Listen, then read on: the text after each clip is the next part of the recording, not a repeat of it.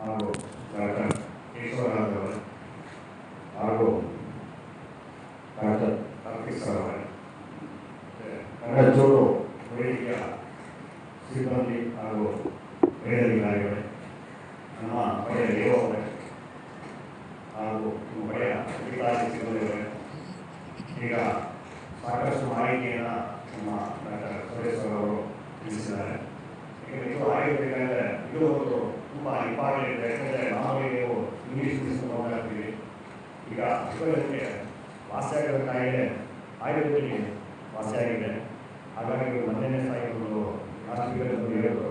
ಹಾಗಾಗಿ ನಾನು ಅವರಿಗೆ ಸೋಮವಾರ ಇವತ್ತು ಡೇಟ್ ಕೊಟ್ಟು ನಮ್ಮ ಸಿಬ್ಬಂದಿಗಳಿಗೆ ಅವರ ಸದುಪಯೋಗ ಪಡ್ಕೊಳ್ಳಿ ಹಾಗೂ ಕುಟುಂಬ ಸಹ ಪಡ್ಕೊಳ್ಳಿ ಅಂತ ನಾನು ಹೇಳಿದೆ. ಈ ಕಾರ್ಯಕ್ರಮ ಮಾಡ್ಕೊಂಡು ಸರ್ ಅಂತ ಹೇಳಿದರು. ಹಾಗಾಗಿ ಒಂದು ಕಾರ್ಯಕ್ರಮ ಅಂದ್ಕೊಂಡಿದ್ದೀವಿ. ಪ್ರತಿಯೊಬ್ಬರು ಮನಸ್ಸಿಂದ ಏನೇ ಸಂಕೋಚ ಇದೆ ನೀವು ಮುಕ್ತವಾಗಿ ಡಾಕ್ಟರ್ ಹತ್ರ ಮಾತಾಡಿ, ಪರ್ಸನಲಿ ಮಾತಾಡಿ, ಒಂದು ಕಷ್ಟ ಸುಖ ಕೇಳ್ಕೊಳ್ಳಿ. ಮತ್ತು ನಾಳೆ ಅಷ್ಟೇ, ನಾಳೆ ನಿಮ್ಮ ಕುಟುಂಬದವರು ಅವರು ಸಹ ಅದು ಅರೇಂಜ್ ಮಾಡಿದ್ದೀವಿ. ಅಲ್ಲಿ ಕೋಟ್ರಸಲ್ಲೇ ಆ ಸಭಾಂಗಣ ಇರೋದ್ರಿಂದ ಅಲ್ಲೇ ಮಾಡಿಸ್ತೀವಿ.